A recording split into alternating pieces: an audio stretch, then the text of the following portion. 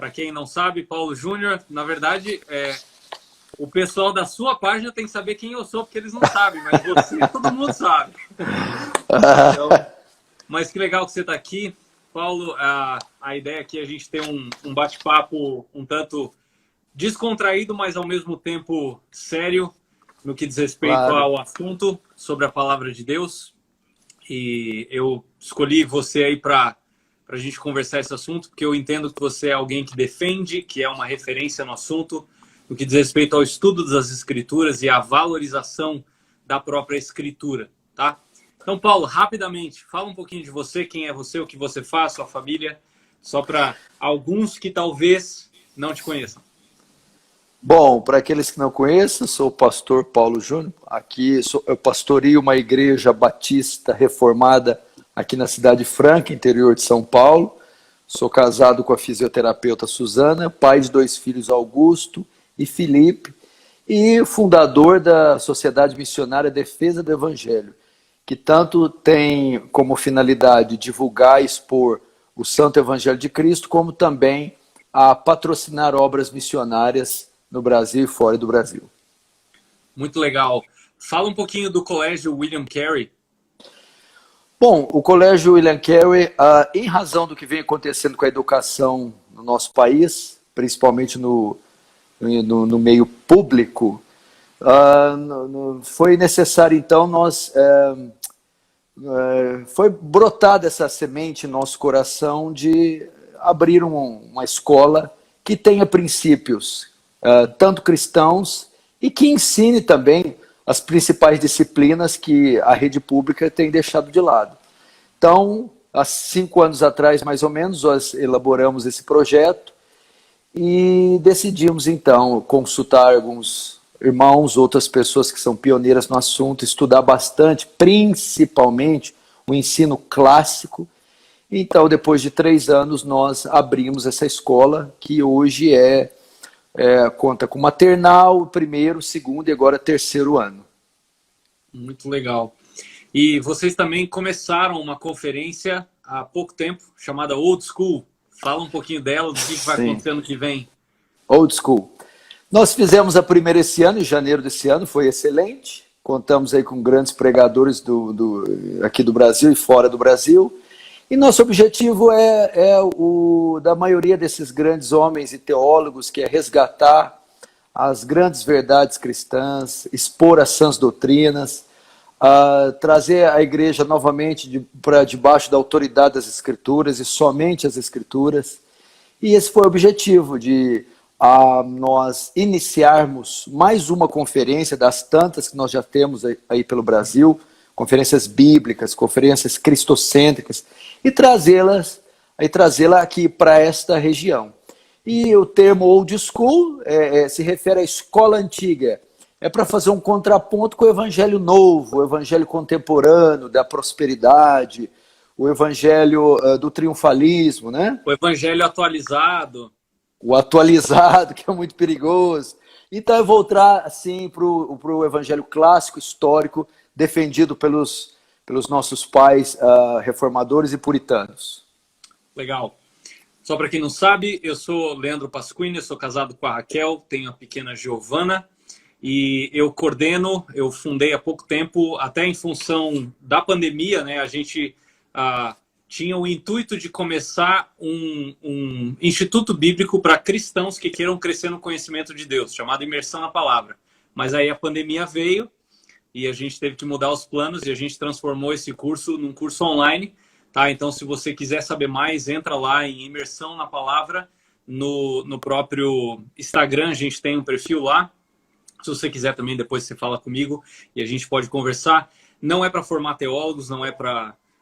é só para promover boa teologia. Essa é a nossa ideia. Tá? Então, se você quiser saber mais, depois você fala comigo e a gente pode conversar um pouquinho mais, que é justamente o intuito dessa live, né? A gente conversar sobre a função da palavra de Deus na vida do cristão.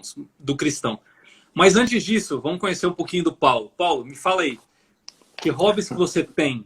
Você gosta de pescar? Você gosta de correr? O que você gosta de fazer?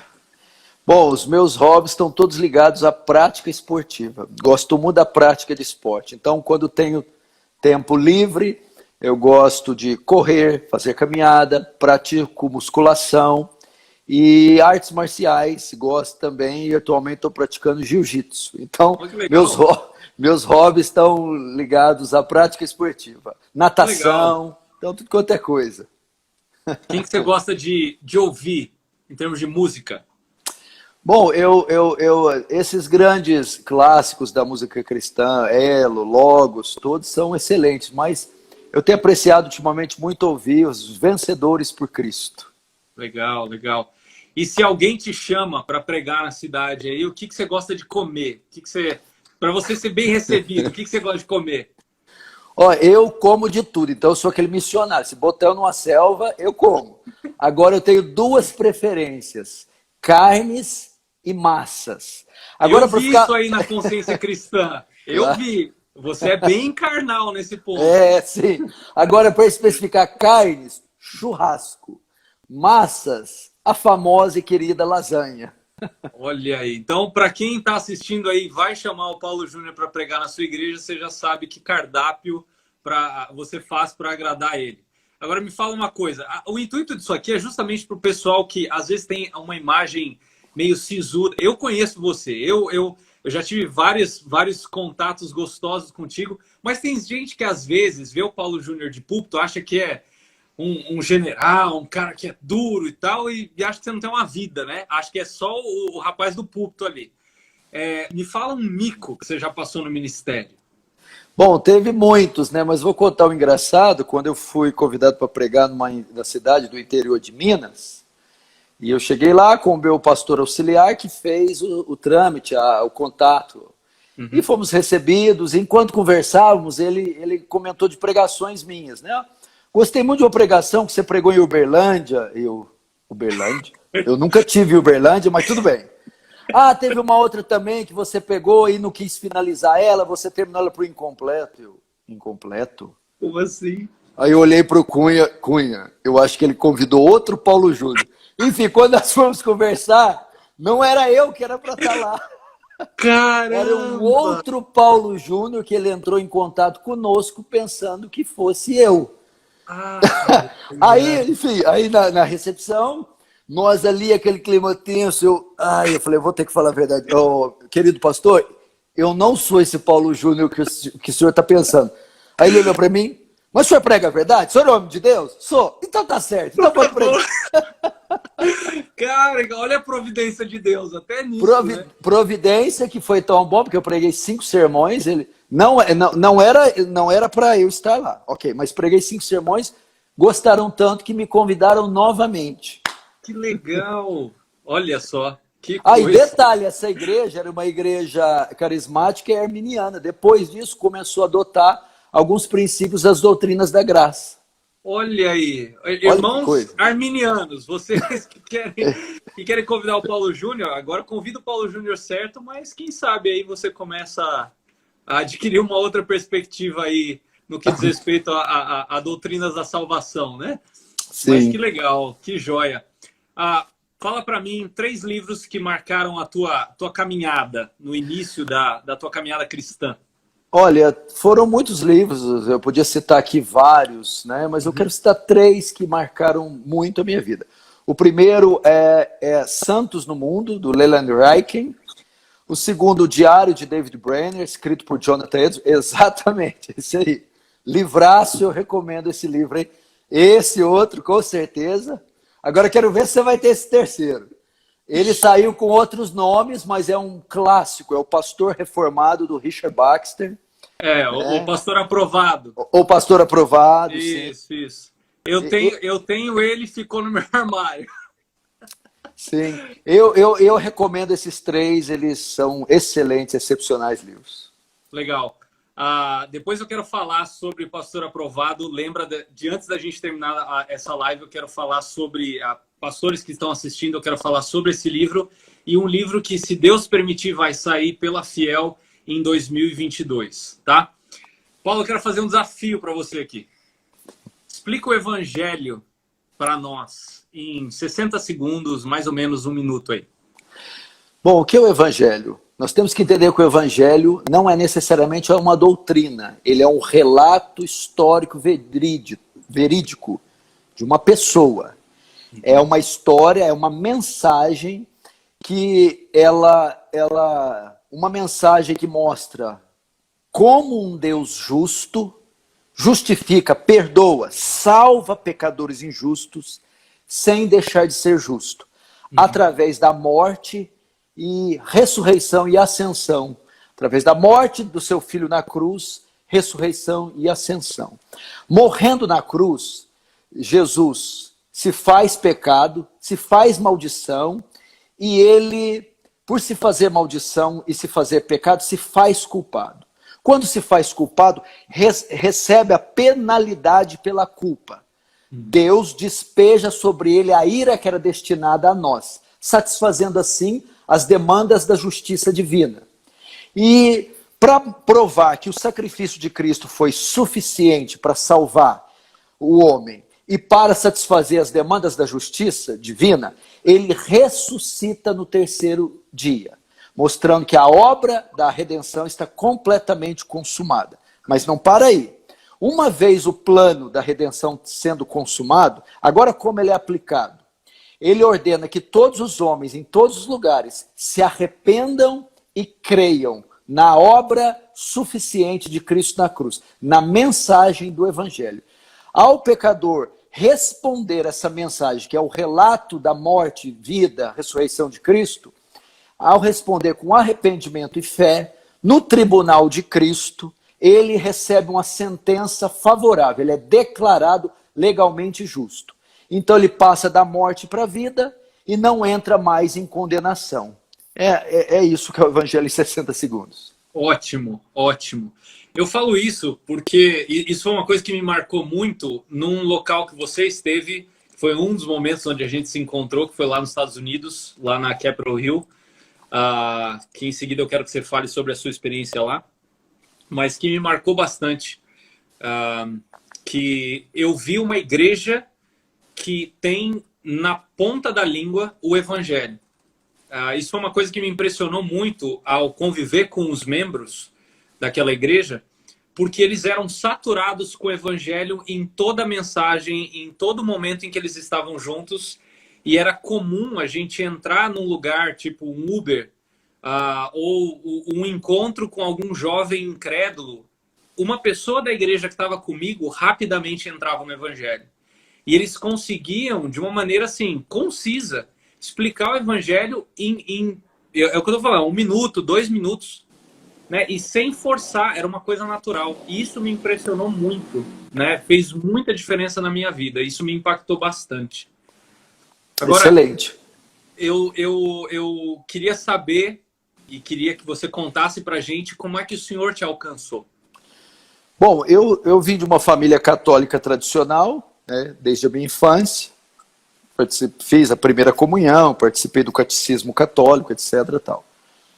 E eu fui criado num bairro de periferia, onde tinha muitos amigos e brincávamos, aquelas brincadeiras que não existem mais hoje, pique-esconde, pega-pega, aquela coisa toda com a garotada ali nas minhas remediações. E eu tinha um amigo bem próximo, que era o Alexandre. E esse Alexandre, Deus o chamou para o Evangelho ali quando ele tinha 14, 15 anos. E ele se converteu, foi salvo na Presbiteriana do Brasil. E logo após se converter, ser salvo, eu fui o instrumento de evangelização dele. Ele começou a me evangelizar. Isso eu tinha aí 15, 16 anos, alguma coisa assim. Então foi o primeiro contato com o Evangelho, a semente foi lançada, frequentei alguns cultos presbiterianos, mas a conversão não se deu ali. Mas algumas verdades a respeito da fé, a respeito da salvação, eu fiquei sabendo. E depois eu tive aquele famoso desvio, né? Mas era um desvio assim, né? E fui conhecer o mundo, álcool, algumas coisas, as drogas e tal. Mas ele não desistiu de orar por mim. 7 anos depois, todos aqueles conceitos cristãos já plantados em mim, aquela semana do Evangelho, eu sabia quando estava em festa, eu estava aí fazendo coisa errada, que se eu morresse aquela hora eu ia para o inferno. Então eu tinha muito medo. Então algo ali eu já sabia que tinha sido plantado. Aí um dia saindo para uma outra festa, para me esbaldar no pecado, na sala de estar de um amigo meu, esperando ele se trocar para nós irmos, eu tive convicção do meu pecado. Ali foi a minha estrada de Damasco. Não sei porquê, não havia um sermão sendo pregado, não havia nada acontecendo, o clima não era religioso, mas eu fui tendo um fogo no peito, eu fui me contorcendo e fui falando para ele: o que eu estou fazendo da minha vida? Se eu morrer, eu vou para o inferno, eu preciso de Cristo. E eu me lembrei de João 3, o vento sopra onde quer e como quer. E o vento do Espírito me alcançou ali. Ali então eu nasci de novo, ali foi a minha estrada de Damasco, ali Deus me salvou. Contudo, nós ainda saímos para a balada, mas eu não consegui participar de nada. No outro dia, o que eu fiz? Um sábado. Fui procurar quem? O Alexandre. Alexandre, eu quero Deus, hoje tem culto, tem igreja, tal. Então ele me levou. Para quase 23 anos, nunca mais saí. Que legal, que joia. E você tem contato com esse Alexandre ainda? Tenho contato, tá casado, tá na fé, tá tranquilo. Que legal, bom saber. Alexandre, se você estiver ouvindo a gente aí, um grande abraço aí e glória a Deus pela sua vida, né? Ele foi o responsável, eu falo para ele assim, ele não ganhou ninguém mais depois de mim, só... Mas ele ganhou alguém que tem levado outros à fé. Né? Amém. Então, isso aí, é isso aí. É. Glória a Deus por isso. Paulo, vamos entrar no tema. E algumas perguntas foram feitas. Eu vou falar aqui e algumas perguntas talvez sejam feitas no meio da live, mas a ideia é a gente se manter dentro desse tema. Tá? Sim. Então, começando aí por algumas perguntas um pouquinho mais gerais. A gente pode confiar que a Bíblia ela não contém erros? Pode confiar, e pode confiar de modo absoluto. É uma doutrina que chamamos a inerrância das Escrituras. É muito importante. Nós chamamos a Bíblia de a verdade. A Bíblia é a verdade. Logo, se ela é verdade, se ela é a palavra de Deus, ela não pode conter erros. E a doutrina da inerrância afirma que os manuscritos originais, os autógrafos escritos pelas próprias mãos dos autores ou dos escritores, não contém nenhum erro teológico, doutrinário, textual, histórico e até científico. Então, no que diz respeito à fé e prática cristã, a Bíblia não se contradiz e ela não contém nenhum erro que seja relevante para a nossa regra de fé, ou para nossa fé e prática cristã. Então, você que lê a Bíblia, ou que tem dúvida, que através do advento das mídias sociais, consome tudo quanto é conteúdo, e você vai ouvir pregadores, até pregadores famosos antigamente, que dizem, a Bíblia está cheia de erros. Se a Bíblia está cheia de erros, nós não temos no que nos apoiar. Porque se ela contém 1, 2, 3 erros, então ela não pode ser confiável, toda ela não pode ser confiável. Ou ela está 100% certa, ou ela está 100% errada. Então, partindo desse pressuposto, dá para entender, por exemplo, que a Bíblia é pronunciamento de Deus de ponta a ponta? Pronunciamento de Deus de ponta a ponta. Bom, esse é um ataque que a Igreja de Cristo e a Escritura recebe principalmente dos teólogos liberais. Eles ensinam o quê? Que há partes da Escritura que são inspiradas, que foram reveladas, inspiradas por Deus. E há partes que não são. Por exemplo, os milagres ou a narrativa do Éden. Essas partes não foram inspiradas. Então, eles dizem que a Escritura, que a Bíblia, contém a palavra de Deus, mas que ela não é a palavra de Deus. Mas nós cremos no quê? Na inspiração verbal e plena da palavra. O que é isso? Cada palavra que está na Escritura foi inspirada por Deus. Então, podemos confiar que ela é um pronunciamento de Deus de ponta a ponta, sem dúvida. Amém. Muito bom. Agora, surgem comentários, como você falou, né? Com a internet, a informação viaja rápido, seja uma informação verdadeira, seja uma informação falsa.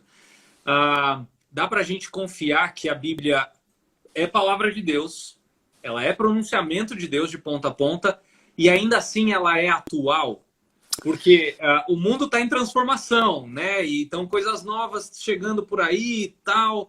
E aí tem gente que fala assim, mas naquela época o machismo imperava e a coisa do homossexual não é como está hoje. O papel da mulher naquela época era diferente. Como é que é? Como é que a Bíblia lida com esses assuntos? Bom, nós tivemos aí recentemente, há um mês, 2 meses atrás, uma grande polêmica circulando nas mídias sociais, dizendo que a Bíblia precisava ser atualizada. E por que razão disso? Alguns teólogos, alguns pastores, entendem que alguns textos se aplicavam apenas à cultura da época. Logo, hoje não se aplicam mais. Então, tem necessidade de serem estes textos atualizados. Isso, primeiro, é um ataque à suficiência das escrituras. O que é isso? Com o pós-modernismo, com vamos dizer, a atualização da sociedade, alguns teólogos e pastores entendem que a Bíblia não é suficiente para resolver algumas questões da era pós-moderna. Então é necessário nós consultarmos outras ferramentas, tanto para o crescimento da igreja, como para a edificação dos seus membros, a instrução, alguns temas da sociedade atual, a Bíblia não é capaz, ela não é suficiente para tratar. Então isso é um grande equívoco, é um ataque à suficiência, porque 2 Timóteo 4,13 diz que ela é inspirada, divina, mas não diz que é só inspirada e divina, diz também que ela é suficiente. Então a Bíblia tem as respostas, todas as respostas que o homem precisa para se conduzir nesse mundo, para adorar a Deus e cultuar a Deus. A segunda coisa, que é um erro que eles cometem, é que a Bíblia é supracultural. A Bíblia não é uma expressão da cultura da época. A Bíblia é uma expressão da vontade de Deus para todas as épocas. Esse é o problema, achar que a Bíblia ela é uma expressão da cultura. Na época do Paulo, quando tratava com os coríntios, os gálatas, a Bíblia é uma expressão da vontade de Deus para todas as épocas. Ou seja, ela é atual, ela não precisa ser atualizada. Sim. A partir disso, Paulo, eu já vi gente tratando de uma maneira jocosa, né? Falando que quem estuda a Bíblia, até dentro de igreja, eu já ouvi isso, de que você que estuda a Bíblia, você que segue, já ouvi gente falar, você é bibliólatra, você vai muito na onda daquilo que a Bíblia fala, você precisa abrir a sua mente. Já ouvi gente falando assim, isso aí é coisa de fariseu, né? Você ficar estudando a lei, a letra mata. Eu imagino que você já deve ter ouvido isso. Como é que você responde a isso? Bom, eu vejo que tem duas classes que fazem esse tipo de comentário. Primeiro, alguns veem isso como legalismo. Isso está no campo dos tradicionais liberais. Né? Você se aprofundar na Bíblia dessa maneira, dessa forma puritana, é um mero legalismo. E os outros vêm do meio carismático. Eu vou usar carismático para não citar outro texto, para não ofender ninguém, que é a grande expressão do evangelicalismo brasileiro, são irmãos carismáticos. Esses atacam dizendo que estudar demais a Bíblia vai te levar a um intelectualismo árido, seco, e vai inibir a liberdade do espírito. Ou seja, a letra vai matar. Não estou com nenhum desses dois. Até porque a interpretação desse texto é errada. Quando Paulo fala que a letra mata, ele está falando da lei, que ela era incapaz de salvar, por isso condena, e o Espírito, o Evangelho, a graça, tem a capacidade de salvar. Agora, minha resposta para eles é simples. A própria Escritura dá testemunho que ela tem que ser exaustivamente estudada. Mateus 22, 29, Jesus diz, errais em não conhecer as Escrituras nem o poder de Deus. Oséias 4, 6 diz, meu povo. Olha, eu creio que esse texto ele é mais aplicável nos dias de hoje, do que naquela época. O meu povo, veja só o estado das igrejas, se perde por falta de conhecimento. Veja só, olha que comparação interessante. Nós tivemos aí quase 18 anos de governo de esquerda, que acabou com o país. Por quê? Porque as pessoas não tinham acesso a conhecimento, a informação, e eram enganados. Veio o advento das mídias sociais, então toda a corrupção foi exposta. o conhecimento chegou às pessoas. Aí o que aconteceu? Nas últimas 2 eleições, esse pessoal foi varrido do poder. Porque o conhecimento liberta e a ignorância aprisiona. A mesma coisa com os falsos profetas, porque dominaram tantos anos. As pessoas não tinham acesso ao conhecimento. Agora elas escutam Paul Washer, John MacArthur, McDever, Nicodemos, Heber Jr. Então os olhos estão se abrindo. Eu encerro com o Salmo 1. Diz, bem-aventurado o homem que não anda no conselho dos ímpios, não detém no caminho dos pecadores, nem se assenta na roda dos escarnecedores. Antes, tem o seu prazer na lei do Senhor, e nessa lei medita de dia e de noite. Então, querido, não fique constrangido ou inibido contra a Bíblia. Eu acredito, aliás, que você e eu sabemos muito pouco desse livro. Sim. Haja visto, né, o próprio maior capítulo da Bíblia é o capítulo que mais exalta o conhecimento da própria palavra de Deus, né? É um louvor à palavra, Salmo 119. Exatamente. Agora, da sua perspectiva, quais são algumas características, de uma maneira geral, de uma igreja local que tem as suas práticas fundamentadas na própria palavra de Deus, né? O que diferencia essa igreja de igrejas que não têm práticas fundamentadas na própria Escritura? Olha, isso é muito importante. Nós vamos entrar numa doutrina que chama eclesiologia, que, infelizmente, os cristãos brasileiros têm muita ignorância quanto a isso. Mas veja só, uma igreja que é fundamentada na Escritura, a primeira grande marca dela, a pregação expositiva. A Bíblia é ensinada, toda a Bíblia é ensinada, exposta, como palavra revelada de Deus. Então, uma igreja que se baseia nas Escrituras tem como marca a pregação expositiva. Segundo, a administração das ordenanças ou dos sacramentos, se os irmãos que ouvirem forem aliancistas, a administração correta das ordenanças, batismo e santa ceia, ou seja, só admitir na sua membresia, só permitir que participem da mesa do Senhor aqueles que fizeram sua profissão em Cristo e deram demonstração com frutos, com regeneração, demonstração da sua conversão com frutos, são admitidos na igreja. Terceiro, e essa então, meu Deus, nem os tradicionais, eles aplicam no governo da igreja, a disciplina eclesiástica. Você Paulo, deve conhecer. Eu ouvi de gente falar assim, cara, isso é coisa de fariseu. Eu ouvi, em igreja tradicional, um membro falou, ele me ouviu falando sobre disciplina um pouquinho. Ele falou assim, cara, isso aí é coisa de fariseu. Não pode. Como é que você responde? Usa um pouquinho daquele texto que você pregou no sábado. Você me viu pregando no sábado? Rapaz. Eu tava vendo sobre a massa levedada lá. Sim. Inclusive, você conhece um livrinho azul que é um dos melhores livros sobre... Se tiver ali, você podia até mostrar. Eu vou pegar. Membresia, disciplina. Pega lá. Vai pegar agora ou vai pegar no final? Um amigo meu tá indo pegar aqui. Pode continuar. Mas a Bíblia é clara, irmãos. Essa é a maneira de manter a pureza da igreja e de também recuperar o impenitente, o rebelde. Então, isso aí, aplicar a disciplina eclesiástica é algo sem precedente, é algo que mantém a igreja saudável, madura, traz temor em toda a congregação. E outra, evita o juízo de Deus cair sobre a congregação, porque a congregação que é conivente com o pecado, ela sofrerá as consequências. Sim. Então, isso aponta para outra coisa também que nós não temos na igreja brasileira. A disciplina só pode ser aplicada se você tem um hall de membros, a membresia. Né? Então você tem que distinguir na igreja os membros dos não membros, né? Aqueles que assumem um pacto com a igreja local. Então isso aí é uma marca distintiva de uma igreja fundamentada na Escritura, a disciplina e a membresia, e ela serve para manter a pureza da igreja e recuperar o impenitente. A quarta característica, também que você vai concordar, que você cansou de ver lá, a adoração teocêntrica e cristocêntrica. Infelizmente, na igreja brasileira, o louvor e a adoração é um caos. Sim.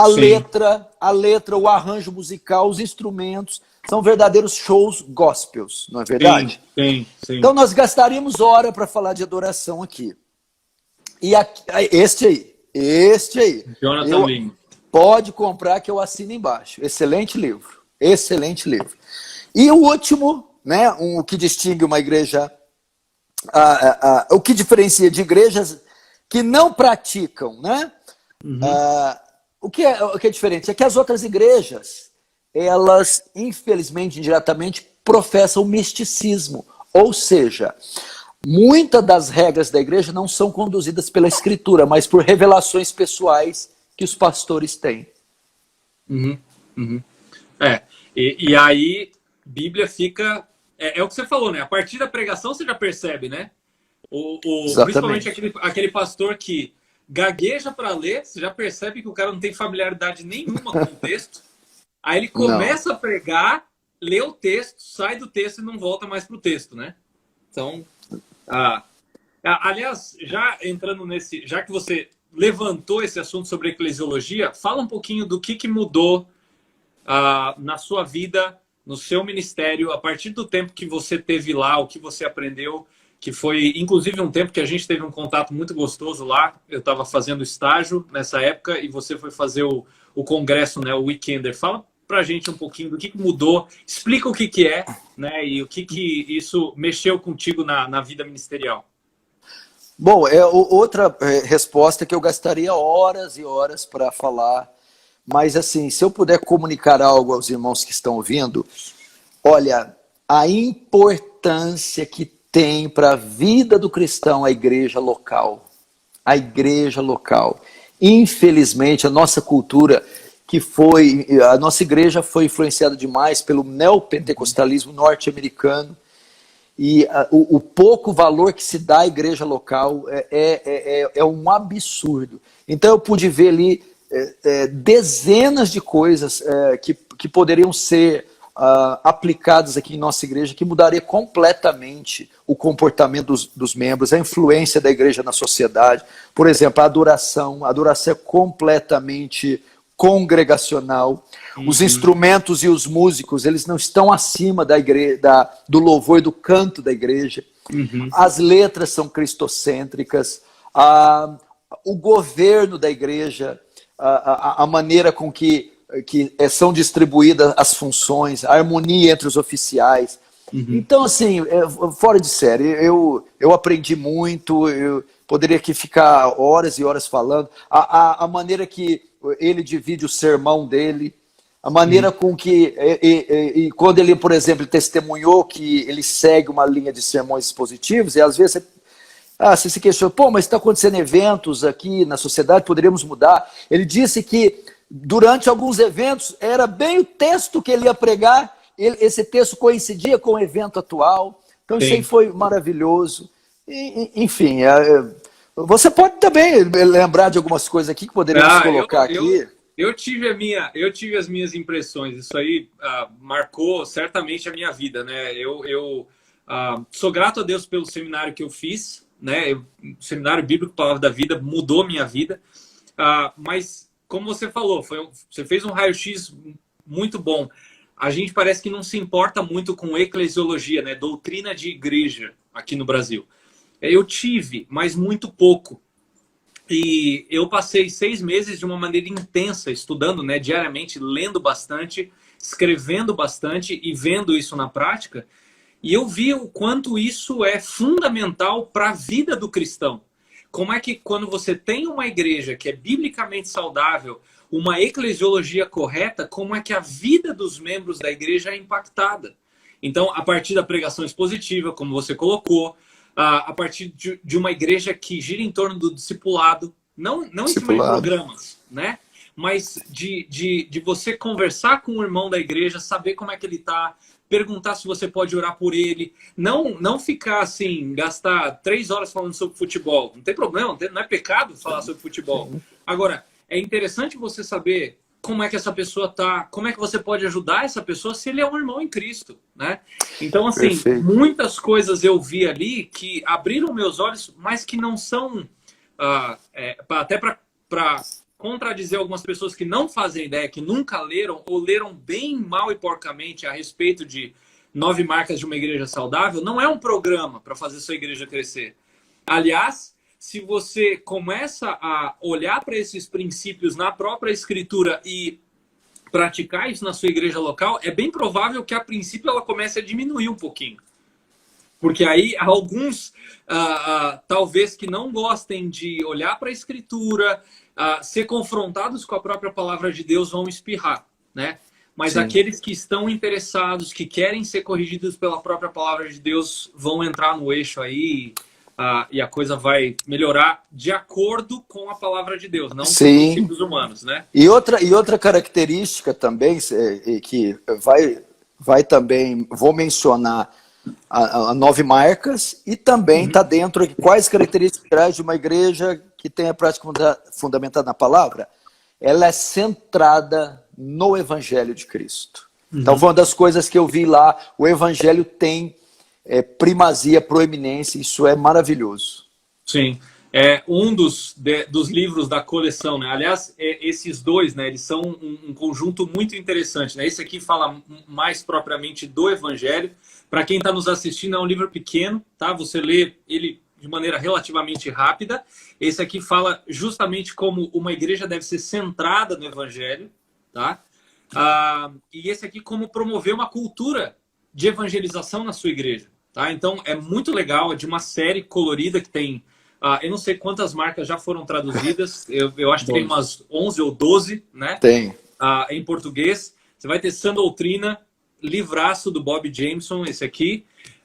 Esse aqui que vai estar em parceria, né, com o próprio Membresia, caminha junto, né, com Disciplina na Igreja. Disciplina. Ambos do Jonathan Neiman. E 2 livros aqui que eu também sou fã, que é esse do David Helm, sobre pregação expositiva. Apesar de ser pequeno, mas ele é fantástico. E o do Dever, sobre discipulado, né, que é junto com o livro do Jonas Madureira, né, aquele livro, O Custo do Discipulado. Acho que são 2 livros que se completam e caminham muito juntos. Aliás, Paulo, eu não estou vendo aqui... não estou vendo aqui. Eu estou com ele aqui, ó, Comunidade Cativante. Esse livro, eu queria até fazer uma propaganda para todo cristão. Pode fazer. Esse livro, muito interessante, boa parte dele foi escrita pelo Jamie Dunlop. O Mark Dever, ele entra aí como um colaborador, mas eu acho interessante a perspectiva que ele propõe nesse livro aqui, de que o evangelho é o que deve unir pessoas dentro da igreja. Perfeito. Muitas vezes a gente pensa assim, programa, afinidade, grupos de faixas etárias, aí você faz uma série de coisas na sua igreja, a igreja é extremamente ativista, né? E aí você reúne pessoas, dá para reunir pessoas. Mas e o evangelho? Isso cria bolhas dentro da própria igreja, pessoas que não se conversam, que não se conhecem, mas ele justamente usa a passagem de Efésios 2 e Efésios 3, quando o evangelho reúne judeus e gentios, que é uma guerra que é muito maior do que qualquer outra coisa que a gente tem nos dias de hoje, muito maior do que racismo, do que feminismo, do que qualquer outra coisa, tá? Mas reúne um grupo que não se falava por causa apenas do evangelho. E aí o capítulo 3 fala que as regiões celestiais ficam de boca aberta por causa disso. Que é o evangelho que promove isso. Então, para você que está interessado no assunto, é um dos livros que eu recomendo você começar lendo. Recomendo toda essa série também. Eu poderia até fazer um box disso aí, que é excelente. E esse também, Comunidade Cativante, excelente livro. Muito legal. Paulo, vamos entrar para algumas perguntas mais específicas do tema, tá? Vamos. Sobre a ideia do cristão, o cristão comum. Eu vou usar aqui a expressão qualquer cristão, tá? Nós estamos falando de pastores aqui, nem de líderes. Falando de qualquer cristão, tá? Quais os motivos pelos quais um cristão comum deve estudar a Bíblia? E por quê? Certo. Olha, pelo simples fato que ela é a palavra de Deus. Eu vou ler o texto na íntegra, porque a gente cita esses textos demais e nós acabamos nos acostumando com eles. Mas vejamos que coisa linda. Por que eu devo estudar a Bíblia, eu devo dar esse valor, né? Por quais motivos? Primeiro, a Bíblia é divina, Uhum. Revelada, inspirada e dada a nós, homens. E o texto diz assim, ó, toda a escritura é inspirada por Deus, e aqui fala da inspiração das escrituras, da divindade das escrituras. Uhum. Agora veja só, para que a Bíblia serve? Útil para o ensino, para a repreensão, para a correção, para a educação na justiça, a fim de que o homem de Deus seja perfeito e perfeitamente habilitado para quê? Toda boa obra. A Bíblia é um manual de conduta. A Bíblia tem tudo que nós precisamos para viver nessa terra, para adorar e louvar a Deus, para honrar o que Cristo fez na cruz. Então, tem vários textos que eu poderia citar, ou vários outros argumentos, mas o fato dela ser a palavra de Deus revelada a nós, e que ela é suficiente para toda a nossa vida, deveria ser um argumento muito forte para fazer todos nós estudar e apaixonar pela Bíblia. E uma coisa interessante, que outro dia uma pessoa me questionou, né? Ela falou assim, poxa, mas esse texto não está falando do Antigo Testamento? Não está se referindo ao Antigo Testamento? Aí eu falei para ela o seguinte, se você pensar que 2 Timóteo foi... Paulo já estava no finalzinho da sua vida, né?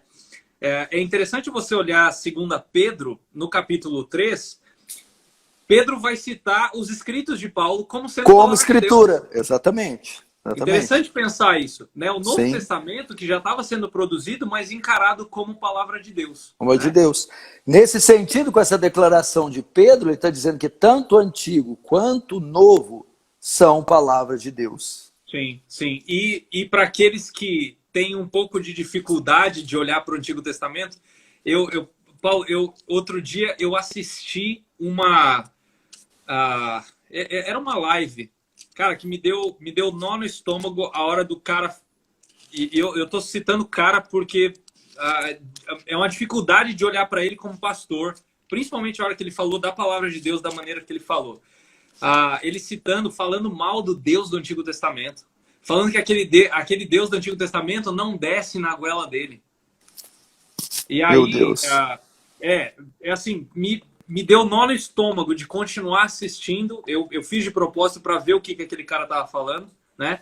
E aí eu achei interessante justamente porque o próprio Paulo, né, em Romanos 15, versículo 4, ele fala, pois tudo quanto outrora foi escrito para nosso ensino foi escrito, a fim de que pela paciência e pela consolação das Escrituras tenhamos esperança. Exatamente. Então, olha, para nossa conduta, Josué 1:8, né? Então prudentemente te conduzirá para nossa edificação, né? Não só de pão vive o homem, mas de toda a palavra que sai da boca de Deus. Terceiro, por que é importante estudar a Escritura? Porque ela vai nos livrar dos erros, das heresias, e conhecereis a verdade vos libertará. Não os crentes de Bereia, examinando na Escritura para ver se essas coisas eram assim. E era então, Paulo pregando, né? Paulo pregando, hein? Paulo. Olha aí. Bom, eu ia citar outro nome aqui. É Paulo, não é Macedo, meu irmão. É Paulo. Então. Mas legal.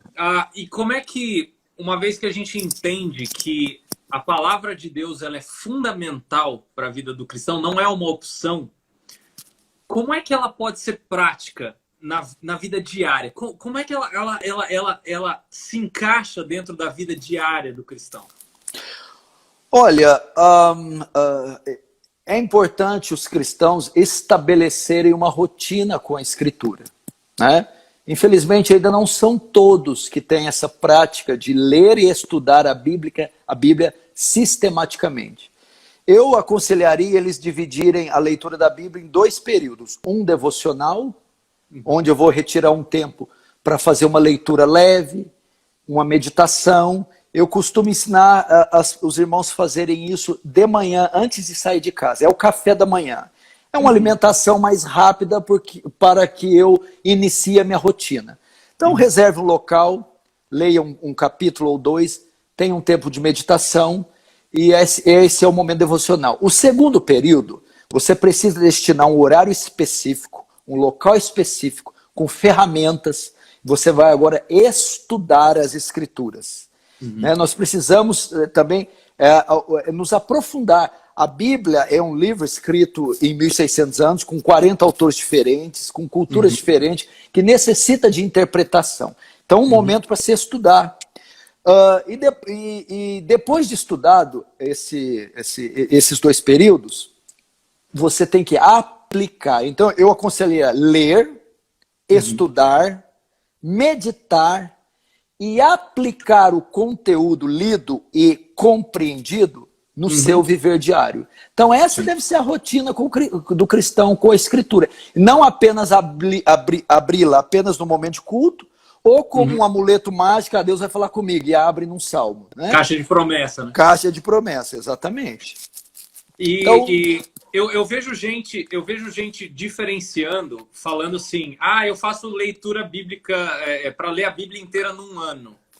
Isso é devocional? Isso não é? Como é que você enxerga esse tipo de coisa? Olha, isso é muito individual. Por exemplo, teve um puritano que formulou um método de leitura devocional, Robert Moore McCheyne, né? Que consistia em ler 2 vezes o Novo Testamento enquanto lia um, né, do Velho. Eu acho que você inicia no Pentateuco, Salmos e vai para os Evangelhos. Sim. Bom, eu particularmente tenho um pouco de dificuldade. Eu embaralho, eu não acho tão legal. Eu prefiro, no máximo, ler uma porção do Antigo com uma porção do Novo. Antigamente, eu tinha essa ideia. Você tem que ler 10 capítulos por dia, porque aí se você ler 11 por dia, você vai ler a Bíblia 3 vezes em um ano. Se você ler 3,5 por dia, você lê uma vez por ano. Então, essas metas, esses planos, hoje não, hoje eu entendo assim. Você precisa compreender a Bíblia. Não importa quantos capítulos você lê. Você precisa entender. Por exemplo, às vezes eu demoro 1h30 em um versículo. Então, essa leitura dinâmica, às vezes, faz com que eles atinjam metas e leem 5, 10 vezes, mas eles não estão compreendendo. Então, a leitura da Bíblia tem que ser feita de maneira silenciosa, de maneira devocional, de maneira reflexiva, de maneira lenta. Então, a ideia é assim, leia o quanto for possível, desde que você entenda, desde que você compreenda o significado. Isso. Coloca o celular em modo avião. Né? Perfeito. É ou não é? O celular, ele ajuda a gente para muita coisa. É o que está possibilitando isso aqui agora. Mas realmente como é que ele atrapalha, né? Atrapalha demais. Imagina, Leandro, um livro com essa profundidade e complexidade que precisa da sua completa atenção. Dividir isso com mídias sociais, me desculpa, além de ser uma incoerência, é uma falta de respeito. Aliás, tem gente perguntando e comentando, mas como é que eu estudo a palavra de Deus? Aqui eu queria fazer a propaganda, aproveitar, né? Uma das ferramentas que nós temos, principalmente pensando agora em pandemia, é justamente um dos cursos, ou o curso que está entrevistando aqui o Paulo Júnior, através da minha pessoa, que é o Imersão na Palavra. É um curso de 1 ano, são 12 matérias, em que você vai estudar de uma maneira a te ajudar a ler a própria Escritura. Tanto que a primeira matéria desse curso é interpretação bíblica. Tá? Então a gente começa com interpretação bíblica e a gente termina com interpretação bíblica avançada. Excelente. Então, a ideia é a gente justamente facilitar com que cristãos comuns entendam a Escritura. Né? E eu vou ajudar o Leandro aqui, vou usar um argumento bíblico. Né, para aquele que está dizendo, vou estudar sozinho em casa. Existem porções da Escritura, ou existem irmãos, que vão ser como o eunuco etíope. Entendes o que lê? Como entenderei se alguém não me ajudar? Então é necessário os cursos, os professores e os teólogos para nos auxiliar no estudo profundo da Escritura. Homens que estão há anos estudando os originais, ou pessoas que já se graduaram e têm ferramentas. Então, irmão, eu recomendo esse curso Imersão na Palavra. Muito bom. Agora, Paulo, tem algum risco em a gente estudar muito e cair no intelectualismo, não vivendo aquilo que a gente conhece? E se isso acontece, como é que a gente evita isso? Sim, veja só. O problema, isso acontece porque algumas pessoas fazem da Bíblia apenas o objeto de estudo e não um manual de vida prática. Sim. Isso acontece, há muitos teólogos e há muita literatura teológica que é muito árida, que é intelectualismo e que às vezes não traduz em atitude de vida diária ou em atitude prática. Então, a Bíblia é um manual de fé, doutrina, um corpo de doutrina, mas também é um manual de prática. Ela também é experimental. Então, nós temos que tomar muito cuidado para não divorciar a ortodoxia da piedade, a teologia da paixão, né? A ortodoxia da ortopraxia. Agora, como livrar disso? Como não cair nesse erro de ser apenas um estudioso e cair no intelectualismo? A igreja local. Por quê? É quem transmite para nós a palavra. O púlpito, as aulas de EBD, os oficiais. Se eles dão pouca ênfase nisso, você já viu sermões que são brilhantes, Leandro, mas não tem aplicação prática nenhuma? Já. Então, essa membresia vai ser uma membresia com a cabeça gorda e com o coração murcho. Essa membresia vai saber tudo sobre exegese e hermenêutica, mas não vai saber lidar com questões do casamento. Não vai saber lidar com o problema da pornografia, da imoralidade sexual. Vai ter problemas com o seu nome e o dinheiro na sociedade. Então, a igreja local... Se tem um pastor aqui ouvindo a gente e não aplica, eu estou perguntando porque eu já ouvi opiniões diferentes. Você entende, por exemplo, que a aplicação é uma parte importante do sermão? Você está falando para mim agora. Eu estou perguntando, você entende que a aplicação é uma parte importante do sermão? Meu Deus, as parábolas de Jesus, eram todas histórias que tinham como finalidade serem aplicadas. Então, a aplicação é uma das partes mais importantes. Porque, basicamente, o que é a pregação expositiva? Ler, explicar e aplicar. Entendeu? Então, hoje, nós estamos tendo, em alguns púlpitos, só o ler. Eles nem ensinam e nem aplicam. Né? Então, o aplicar é fundamental para a saúde da igreja local, da igreja de Cristo, com absoluta certeza. Então, nesse sentido, a igreja local e o pastor, em suas exposições, é o responsável por evitar isso. Muito bom. Mas, Paulo, eu já ouvi, já que a gente está falando de escritura, eu vi um outro lado, já ouvi muitas vezes isso, eu tenho certeza que você já ouviu, de muita gente que enfatiza, não, porque Deus fala comigo, Deus fala comigo, Deus fala comigo. Eu falo, como? Eu falo, não, eu oro bastante.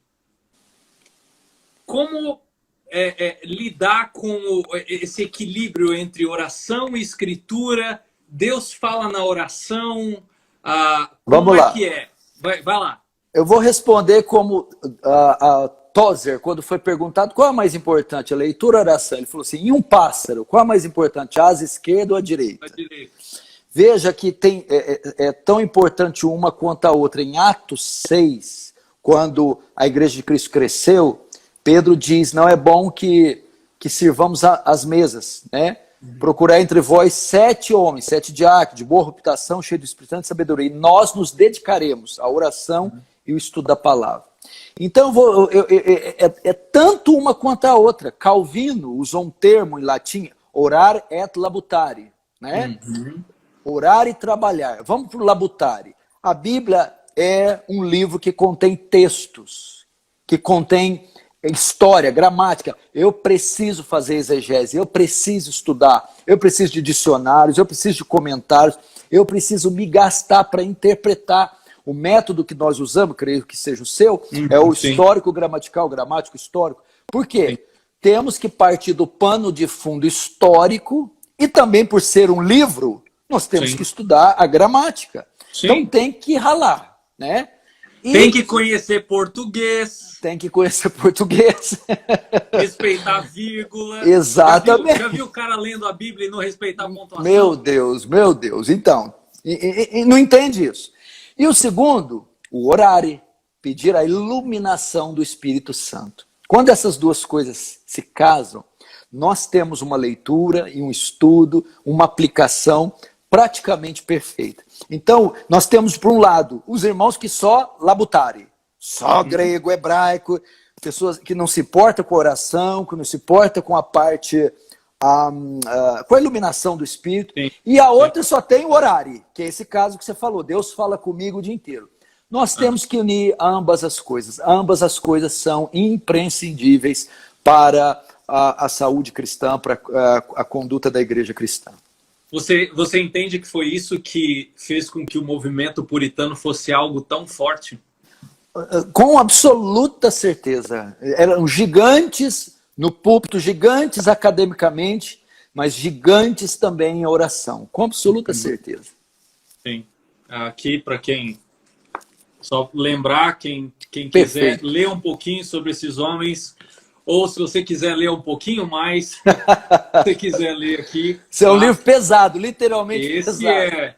Esse é. Quem quiser saber um pouquinho mais sobre os puritanos também, tá? Do Dr. Martin Lloyd Jones. Então, também tem outro daquele que vai ser conferencista aí na próxima Old School, tá? Um dos organizadores desse livro, o Joel Bick, tá? Teologia Puritana, vale muito a pena. Tem alguns que são um pouquinho maiores, tá? Tem outros que são um pouquinho menores, mas tem para todos os gostos aí. Paulo, pensando nesse momento de dificuldade que a gente está passando, Covid e tal, para muitos é uma luta, para outros está sendo até algo mais tranquilo ficar em casa, gente que tem emprego garantido, né, e já trabalhava em home office, né, não mudou muita coisa, mas a maioria das pessoas está passando por muitas lutas. E uma coisa que é pouco falada nessa hora, né, principalmente por aqueles que você carinhosamente chamou de carismáticos, para não usar uma outra expressão, eles não falam sobre contentamento.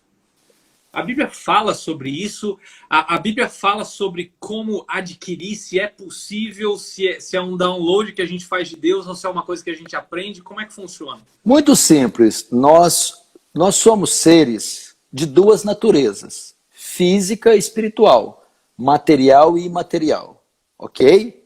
Uhum. Então veja só, todas as benesses que temos aqui nessa terra, e são as que a grande maioria dos cristãos se ocupa em buscar, elas têm como finalidade nos satisfazer fisicamente. Mas e o nosso homem interior, imaterial e espiritual?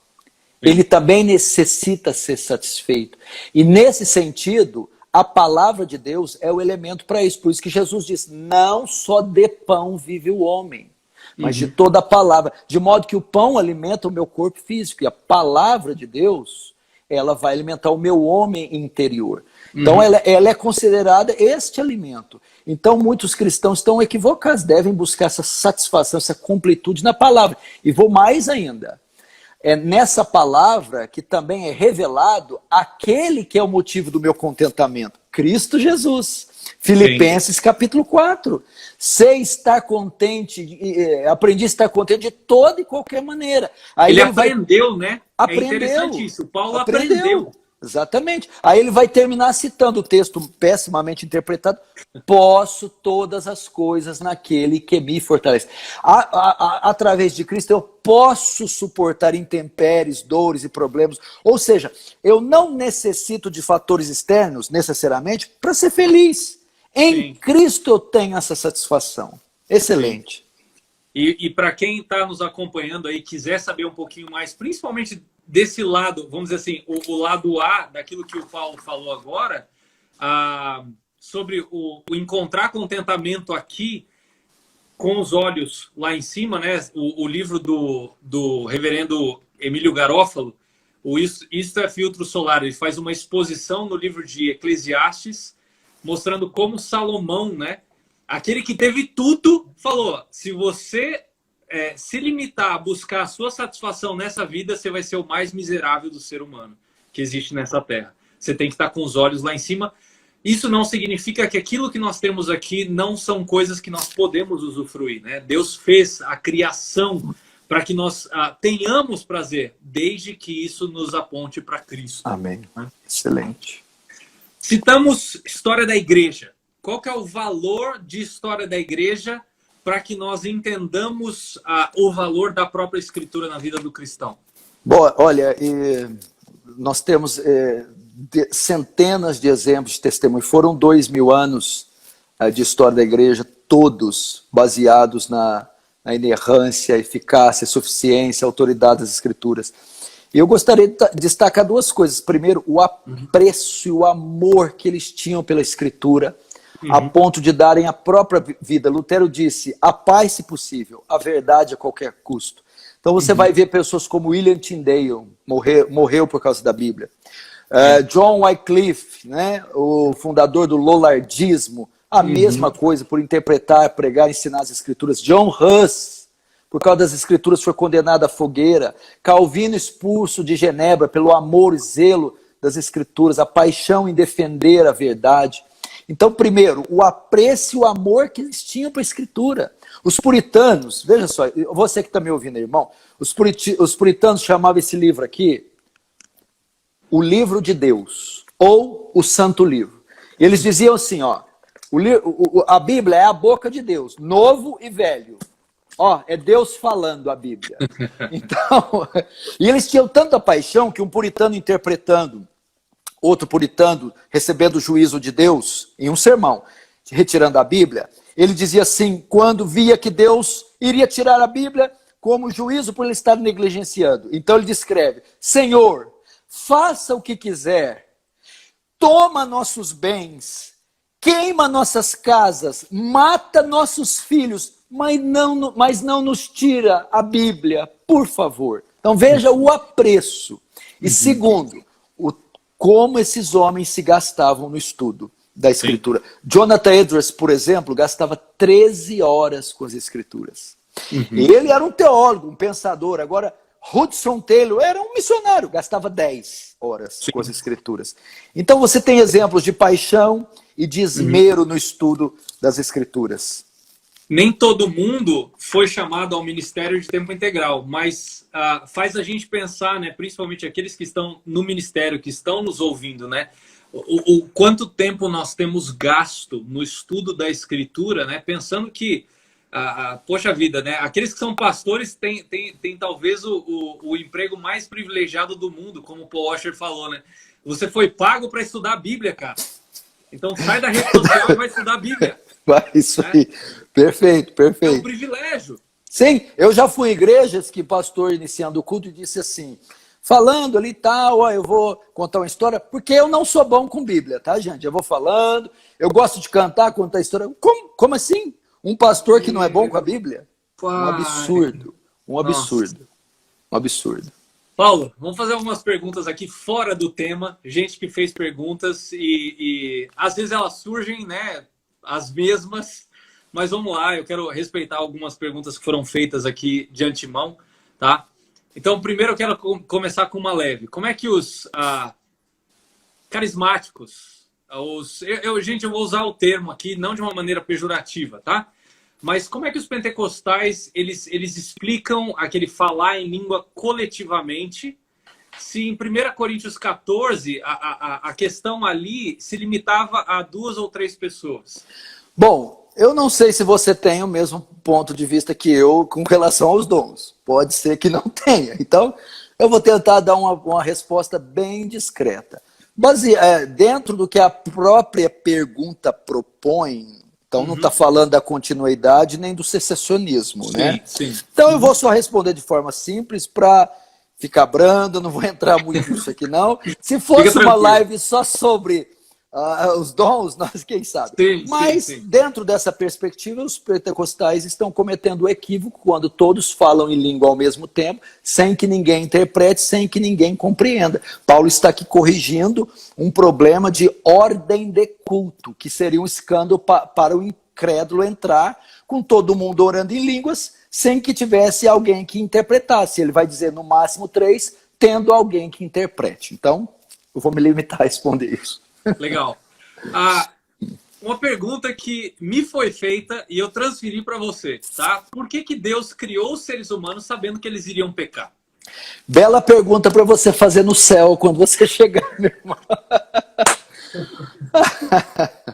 Olha, querido, essa é uma pergunta que é uma questão que Incógnita. é uma incógnita que persegue, não vou dizer persegue, mas que está, que a igreja carrega desde os seus primórdios. E nós não temos uma resposta concreta. A resposta mais lúcida que eu posso trazer, primeiro, são os decretos de Deus. A soberania de Deus assim o quis. Agora, eu posso inferir algumas coisas, porque Deus criou sabendo que ia cair. Bom, ao contrário de que muita gente pensa, tudo que Deus fez, não fez tendo como centro a gente, não fez tendo em mente a nós, mas a si próprio. Tudo que Deus fez foi visando a sua própria glória, manifestar a sua glória, exaltar a sua glória, apresentar a sua glória para a criação. E vamos pensar assim, se não fosse a queda, como conheceríamos o amor de Deus? Como conheceríamos o perdão de Deus? Como conheceríamos Cristo e este encarnado? Sem a queda não haveria cruz. Sem a queda não conheceríamos essas coisas, mas não de forma plena, como ocorreu com a queda. Não conheceríamos a justiça de Deus. Não conheceríamos a redenção que está em Cristo.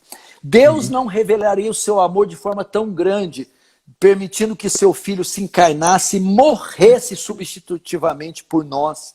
Então eu acredito que, através da queda, todos os atributos de Deus são revelados de uma forma muito profunda a nós. Então, é uma das respostas plausíveis. Muito legal, muito bom. Eu espero que a pessoa que fez essa pergunta esteja assistindo aí.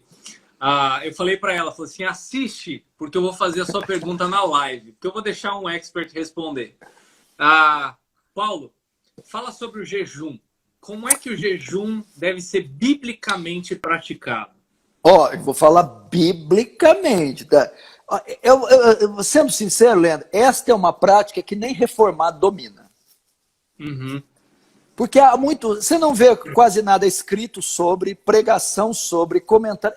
É um tema que, se você lê a exposição de Lloyd Jones do Sermão do Monte, o Sermão do Monte vai tratar do jejum, ele começa, antes de entrar no texto, ou de expor o texto, ele começa assim, em primeiro lugar, o quanto temos jejuado? É uma prática esquecida, a igreja esqueceu dessa prática. Então, por não se dar muita... Exatamente, aí ó, esse rapaz aí é puritano, hein? Eu tenho amigos que são puritanos. Me ajudam jejum, aqui. Vamos lá, o jejum. Eu acho que o texto principal para sabermos o caráter de jejum, dos tantos que tem no Antigo e no Novo, é um que está em Lucas, que os fariseus indagam Jesus dizendo, por que os discípulos de João jejuam e os vossos não? Jesus responde com uma resposta bem emblemática. Podem os convidados do noivo jejuarem enquanto o noivo está presente? Haverão dias, porém, que o noivo será retirado. Então jejuarão. Então Jesus está mostrando ali em que ocasião o jejum deve ser feito. O jejum, ele sempre está ligado ao coração, está ligado à contrição. O jejum é a manifestação externa do que está ocorrendo internamente, no meu coração. E o jejum é uma prática que qual finalidade? É uma prática para demonstrar humilhação, incapacidade, impotência. Então, geralmente eu jejuo quando eu estou diante de situações que estão acima do meu poder, que me abalam de tal maneira que me tiram o apetite. E então, aquela situação, por exemplo, um ente querido meu que sofre um acidente e entra em coma, correndo um risco de vida. Automaticamente eu não tenho apetite para pedir uma pizza. Então eu já estou tão consternado que eu perco a fome. E apresento aquilo como um jejum, me humilhando diante de Deus, dizendo, Senhor, eu sou incapaz de resolver essa situação. Intervenha. Diferente de dizer, acho que eu vou jejuar amanhã, não tem nada para fazer. Não é esse o propósito. É ele provocado se não tem algo necessariamente ocorrendo no meu coração. Agora, é claro que não é só essas situações. Por exemplo, quando eu olho para a minha aridez espiritual, eu posso ficar quebrantado ao extremo e jejuar. Quando eu vejo a condição de amigos familiares ímpios e vejo cenas ou fotos ou mídias sociais e eles fazendo coisas inconvenientes, aquilo pode me constranger a tal ponto que eu manifesto aquilo em jejum. E assim por diante. Agora, por que a classe cristã não tem jejuado hoje? Se jejum está ligado à contrição de coração, o não jejum está ligado à indiferença. Sim. Indiferença. As pessoas, Leandro, estão se acostumando com coisas trágicas e com pecados e blasfêmias de uma forma muito natural. Isso me preocupa. Então, basicamente a gente está ficando passível, né? Muito. Voltando um pouquinho em um ponto que você tratou acima, talvez até gente que tenha entrado depois, aquelas pessoas que falam assim, eu tenho uma Bíblia, eu sou cristão e eu tenho uma Bíblia e isso é suficiente para eu agradar a Deus. Eu não preciso de igreja na minha equação para eu estar bem com Deus. Como é que você responde a isso? Eu vou ter muito cuidado, porque se eu seguir a minha natureza, eu vou ser um pouco grosso com esses irmãos. Nós estamos falando dos desigrejados. Eu entendo que há duas categorias de desigrejados. Uns que estão decepcionados com a igreja, foram machucados, traídos, roubados e precisam ser recuperados. E não conseguem, nas cidades, nos municípios que vivem, encontrar uma igreja bíblica. Então a opção é consumir o evangelho, participar de um culto online, se é que eu posso chamar assim. Esse é um grupo e que nós devemos ter um certo cuidado. Existe o outro não. O outro grupo é um ativismo. É aqueles que repudiam qualquer forma de igreja institucionalizada. E esses não estão de acordo com a palavra de Deus. Por quê? A igreja precisa ser somada, sim, à vida piedosa, à leitura e à oração. Porque não existe a palavra eu sou corpo. Não. Nós somos corpo. A igreja é um conjunto de membros interligados. Você nunca parou no semáforo, Leandro, para uma perna passar sozinha. Sempre que você via uma perna, ela estava acompanhada do corpo. Por quê? Porque é impossível que uma perna sobreviva de forma saudável sem estar ligada ao corpo. Da mesma forma, nós precisamos de quê? Disciplina, a prática, a observância das ordenanças. O culto, é impossível cultuar de forma pessoal. O culto está ligado à assembleia, ajuntamento. Entendeu? Então eu não acredito numa vida cristã saudável sem eu estar integrado na igreja local. Claro que uma igreja bíblica.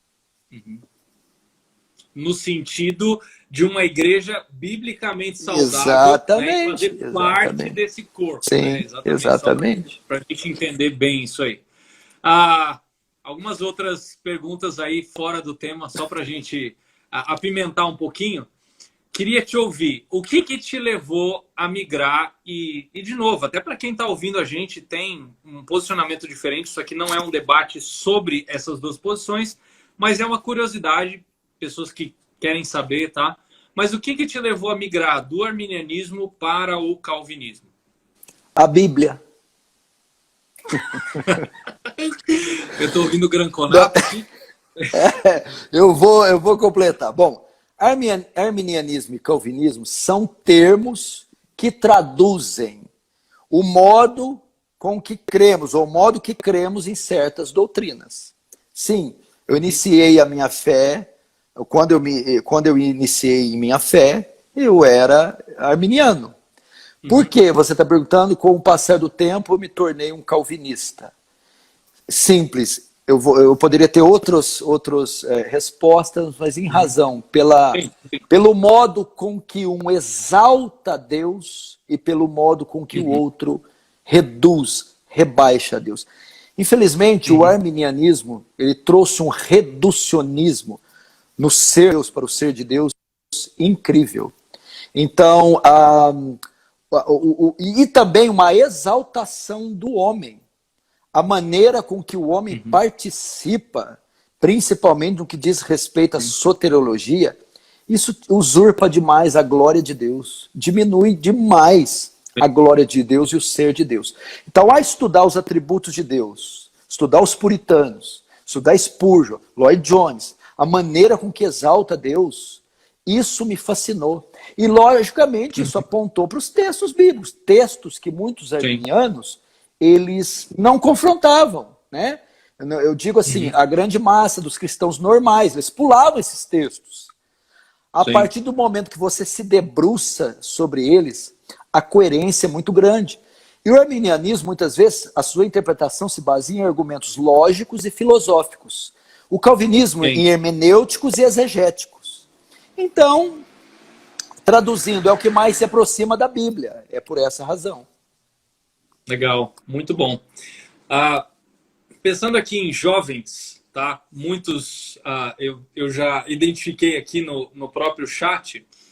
Hoje existe essa onda, não só no Brasil, mas principalmente a gente vê no Brasil. Haja visto aqui o que houve, aquele movimento de avivamento aí que houve no começo do ano. Aí tem outros que acontecem de maneira regular, tal, querendo promover avivamento. Como é que você enxerga isso? Bom, assim, eu não acho esse tipo de movimento válido, nem acho que isso é um avivamento em gênero, número e grau. Primeiro que o avivamento é uma obra da graça e uma obra da soberania de Deus. Ninguém tem a capacidade de produzir um avivamento. Outra coisa, o avivamento não é um ajuntamento de pessoas, de milhares de pessoas, tendo algum êxtase emocional e cantando algum tipo de música cristã, também não significa avivamento. Primeiro, os avivamentos vêm de Deus, mas Deus faz uso de instrumentos, a instrumentalidade. E um avivamento que não procede da exposição fiel, profunda da Escritura e do Evangelho, não é avivamento. Vamos pegar como base o avivamento da Nova Inglaterra de Jonathan Edwards. Ele se iniciou numa série de sermões sobre justificação pela fé. Bíblia pregada. Sim. Quer falar? É Bíblia pregada. Então, estou concordando.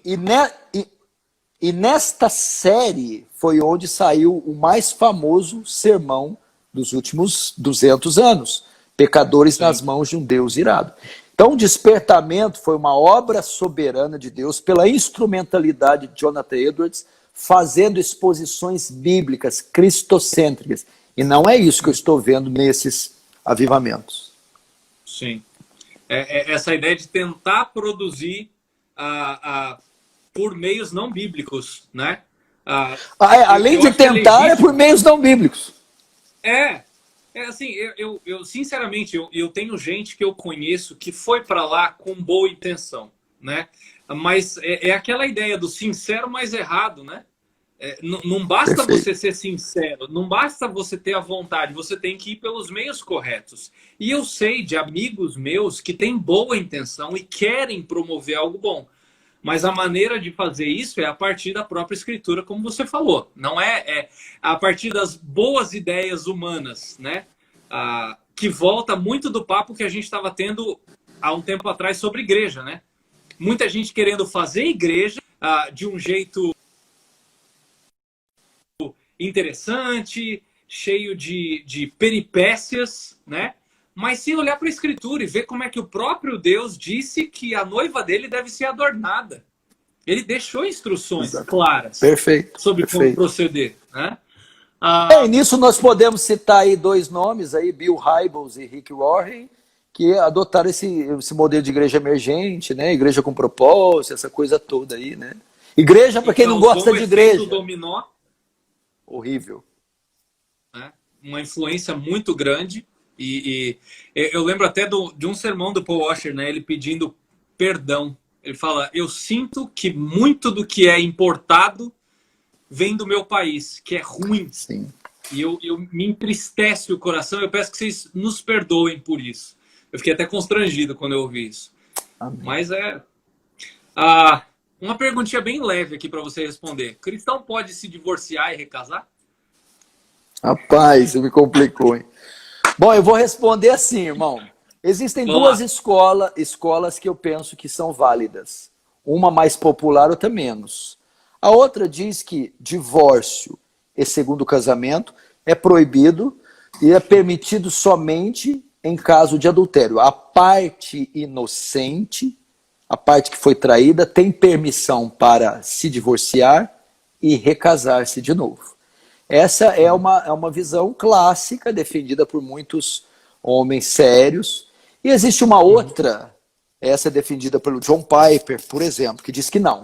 A única coisa que dissolve o casamento é a morte de um dos cônjuges. Ou seja, o casamento é vitalício e ele, independente da traição ou do segundo casamento, ele continua valendo até que um dos pares morra. Né? Ele se baseia em 1 Coríntios 7:39 e Romanos 7:1 também, que a mulher está ligada para o marido enquanto o marido vive, de sorte que se morrendo o marido pode casar e não será chamada adúltera. Então são essas duas visões. Eu vou responder dizendo que tem essas duas visões, são defensáveis, são bíblicas. Eu ensinaria o quê? Para ficar bom. O melhor remédio para a traição não é o divórcio, é o perdão. Pronto. Sim. Até porque, se eu não me engano, eu acho que é o argumento do próprio Piper, né?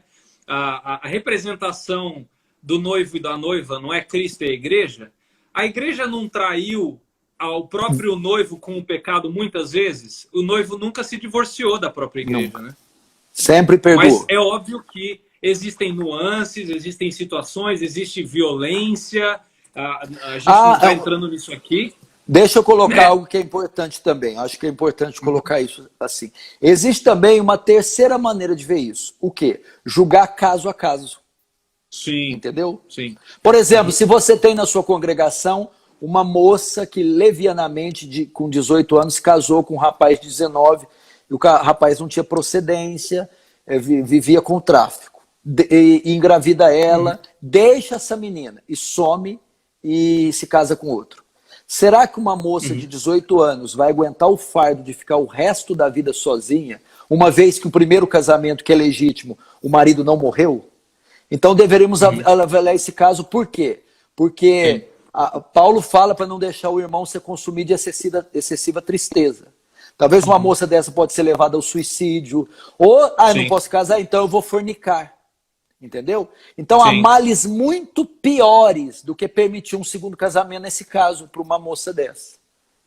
Sim. E é aí que entra também o papel de uma boa igreja, né? Uma boa igreja. Para pastorear esses casos de mulheres que são utilizar aí os conselhos de Paulo a Timóteo, né? Mulheres mais velhas, cuidando dessas mulheres mais novas também, para que justamente coisas como essa que você falou não aconteçam antes das medidas serem tomadas, né?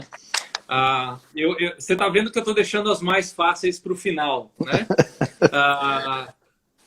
A pergunta foi feita de um jeito, eu vou resumir ela. Pode, pastora? Uau! Não pode, pastora. Não pode, pastora. Querida irmã... E como é que você responde a isso sem agredir, e eu estou usando aqui, tá?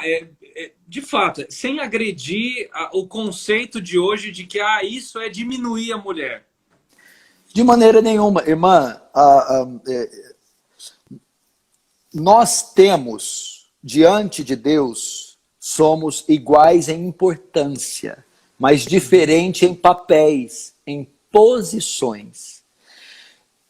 Nós temos posições diferentes, não significa que um é mais ou menos amado, em hipótese alguma.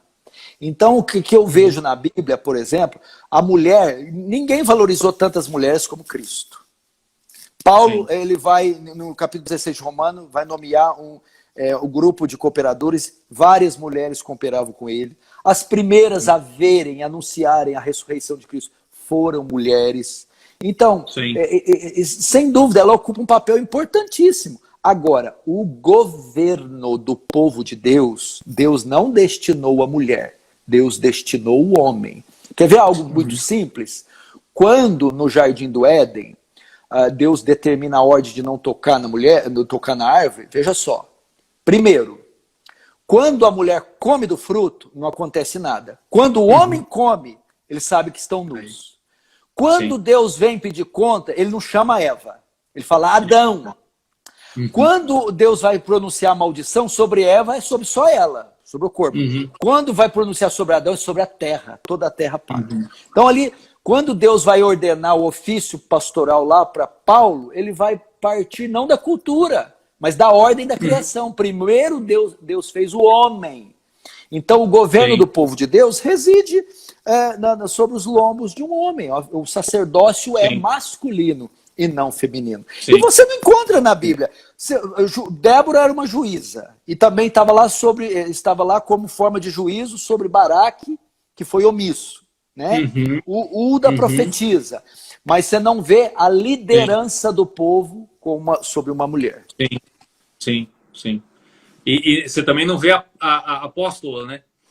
Não, apóstola, pastoras e bispas, apostolisas, sei lá se usar outro termo aí, mas não tem não. Sim. Olha lá, clicaram aqui, Esther. Não, mas Esther não dirigiu, não fez nada. Esther era apenas esposa do rei. Sim. Mas Paulo, tem algumas perguntas que foram feitas aqui, ó. Momento para você fazer a propaganda aqui, ó. Então vamos rapidinho, que eu tô com pouca bateria. Vamos aproveitar para as propagandas. Vamos lá, fazer então as propagandas. Como é que eu estudo a palavra de Deus aqui, ó? Foi questionado aqui, ó. Como estudar a palavra de Deus? Ó, eu vou responder só essa e vamos deixar os minutos que eu tenho para falar mais do seu trabalho, dos livros, etc. Legal. Olha, querido, eu recomendo você ter um material. Começa pelo Novo Testamento, depois vai para o Antigo. Compre um dicionário bíblico bom, se você tiver um aí pode indicar, e um comentário bom. Eu recomendo aquele um da Vida Nova e o outro da Cultura Cristã. Sim. Então você vai ter o quê? Um dicionário, você vai ter um comentário, e se você quiser um pouquinho mais, aprofundar um pouquinho mais, tenha também um dicionário, um material que estuda as línguas originais. Sim. Ok? Então, para um bom estudo, você precisa de ferramenta e precisa de tempo. Ok? Agora vamos lá. Uma das ferramentas que a gente propõe é justamente o Imersão na Palavra, tá? Que é um curso com 12 matérias, e você pode fazer essas matérias uma vez por mês, você pode estudar ao seu tempo, como é online, as aulas não são ao vivo, embora nós tenhamos uma aula ao vivo por mês, mas elas ficam gravadas.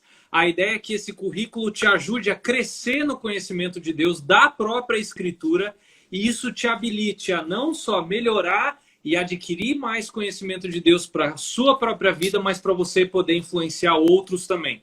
Não é para promover teólogos, não é para formar pastores, é um curso voltado para membros, para cristãos comuns, tá? É Perfeito. A ideia do crente crescendo no conhecimento de Deus. Tá? Agora cita aí de forma lenta o endereço. Se você buscar aí Imersão na Palavra, tá? Se você procurar digitar no Instagram, já que a gente está no Instagram, né? IN, né? De imersão na, aí palavra. Então, IN palavra, você já consegue achar o link lá. Se você tiver dúvida, você pode mandar uma mensagem para mim, pode me adicionar ali no meu perfil e você já conversa comigo e a gente pode te esclarecer algumas dúvidas também, tá? E eu também quero divulgar aqui para vocês rapidinho a livraria Defesa do Evangelho. Nós temos agora uma livraria online. Que está conosco, nós estamos com os melhores títulos em português, material, ferramenta teológica também, bons livros. Então você digita livraria defesadoevangelho.com.br, você pode fazer a sua compra lá.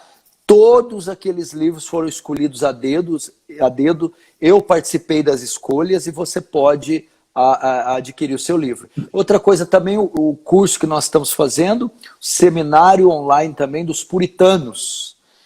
O Defesa, se você entrar no site defesadoevangelho.com.br, vai estar lá um curso que nós estamos promovendo, um curso de teologia, videoaulas, livros, artigos sobre os puritanos. Então você vai poder fazer excelente e excepcional também. Fala da Old School também pra gente. A Old School, essa conferência vai ser realizada no ano que vem, né? Aqui na cidade de Franca, interior de São Paulo, dos dias 1 a 4 de julho de 2021, ok? Você faz a inscrição pelo site oldschool.com.br. Entra então nesse site eletrônico, oldschool.com.br, e você faz a inscrição online. Para você fazer isso, irmão, prepare uma caravana, combine uma folga lá no trabalho, uma férias. Você precisa reservar a hospedagem aqui. E o título desse ano vai ser O que é um cristão, sua identidade e missão. Hoje as pessoas estão equivocadas, não sabem o que é ser um cristão. Sim. Ser um cristão para o catolicismo romano é quem vai à missa, ou quem foi batizado na infância. Para o evangélico é aquele que desceu as águas do batismo, ou aquele que foi selado com o dom de línguas. Enfim, aquele que levantou a mão, né, aceitando a Jesus, né? Atendendo a um apelo e foi à frente, atendendo um apelo do evangelista. Mas não, vamos saber qual é o caráter da conversão do verdadeiro cristão e também qual a sua missão. A sua missão é tomar posse da terra, é conquistar a sociedade, é ser cabeça e não cauda. Qual é a missão do cristão? Então esse é o tema, Conferência Old School 2021. Então, conferência oldschool.com.br, tá? E quem que vai vir na conferência? Já está confirmado? Preletores, né? Joel Bick, segundo Paul Washer, o último puritano vivo, um excelente expositor, um homem piedoso, um homem de Deus. Fantástico.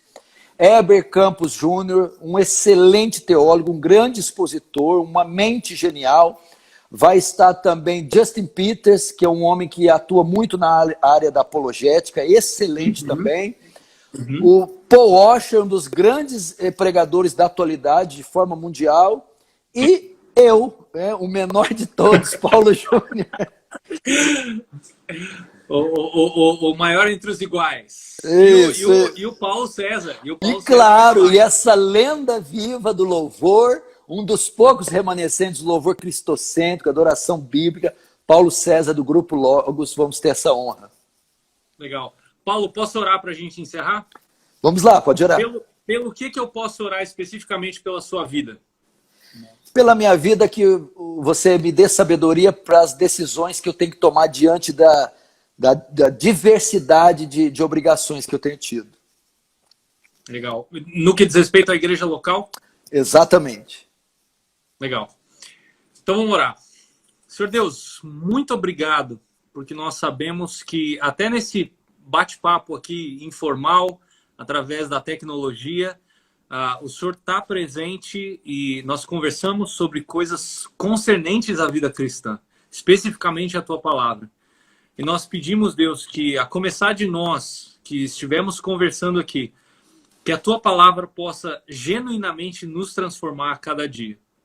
Molda, Deus, quebra aquilo que está errado a partir da Tua Palavra no nosso caráter, para que nós possamos Te servir de uma maneira mais adequada, de acordo com a Tua própria vontade. E o meu pedido se estende a todos aqueles que assistiram essa live aqui também. Eu peço pela vida do pastor Paulo, por esses desafios que ele tem tido na área ministerial, especificamente na sua própria igreja, a questão de conferências e esses projetos que são aí esses braços da própria igreja, que o Senhor dê sabedoria e discernimento para saber que lado ir, que convites aceitar, quais decisões tomar dentro da própria igreja, a maneira de pastorear as suas ovelhas, e para que em tudo que ele faça, a sua família esteja em primeiro lugar e a sua família da fé possa ser beneficiada por isso, e em tudo que ele faça, ele possa glorificar ao nome do Senhor, mesmo que isso signifique fazer com que algumas pessoas se voltem contra ele, mas que o seu intento único seja agradar ao Senhor e que com isso a sua glória seja manifesta. Nós oramos assim, Deus, muito agradecidos por tudo que o Senhor tem feito e tudo que o Senhor fez aqui essa noite. Nós oramos assim no nome de Jesus. Amém. Amém. Paulo, Amém. muito obrigado. Obrigado pelo papo, foi muito gostoso. Espero que a gente possa ter mais oportunidades assim. E aquele recado que eu queria te falar, e falar para aqueles que estão aí, talvez, né, que lidem com a área ministerial, pastores e tal, se Deus permitir, a editora Fiel vai lançar um livro chamado, em inglês ele chama The Christian Ministry, né? É o ministério cristão, que naquela época ele chamava de ministério cristão, ministério pastoral. O meu trabalho final do mestrado, né, e o Weber Jr., que é o meu orientador, foi em cima desse livro. É um homem chamado Charles Bridges que escreveu esse livro. Ele nasceu no final do século XVIII, início do século XIX, e ele escreve um tratado de umas 400 páginas, letra pequena, quase que fonte simples, né? Espaçamento simples, desculpa, mas um livro que é o pastor aprovado de maneira assim, extremamente ampliada. Paulo, eu não sei se você já leu esse livro, já leu. Não, eu ouvi falar, o Vinícius me apresentou esse livro. Paulo, esse livro, eu oro ao Senhor que todo pastor, ou que se diga pastor, a hora que esse livro sair em português, leia esse livro. Amém. Porque assim, é livro que você vai ler em lágrimas. Muitas vezes, você que é pastor, e talvez você se sinta, você que é seminarista e que quer ser pastor, e que você sabe inglês, procure esse livro na internet. Ele tem disponível já as versões digitais. Mas ele é um livro que vai martelar você com a própria escritura. Na verdade, vai fazer isso aqui, né? Vai fazer isso aqui em você, ó. E talvez faça você mudar de ideia, entendendo o quão sério é esse ofício diante de Deus. Eu oro para que esse livro saia logo, tá? Então, essa foi a minha ideia do meu trabalho final. Na verdade, o próprio Weber que me incentivou a escrever sobre o contexto no qual, por que esse autor escreveu esse livro, né? Então, vale muito a pena. Se você sabe inglês, procure esse livro na internet, chama The Christian Ministry, do Charles Bridges. E se você não sabe inglês ainda, espera aí que a Editora Fiel tá para publicar esse livro, se Deus permitir, aí daqui a 1 ano e pouco. Tá bom? Amém. Deus te abençoe e te guarde aí nos desafios do ministério. Eu que agradeço a oportunidade, foi uma honra participar. Deus abençoe também nessa caminhada sua. Você tem longos anos pela frente. Deus abençoe também todos que nos acompanharam, que de alguma forma essa live tenha acrescentado a você alguma coisa no sentido doutrinário e prático para a sua vida cristã. Deus abençoe.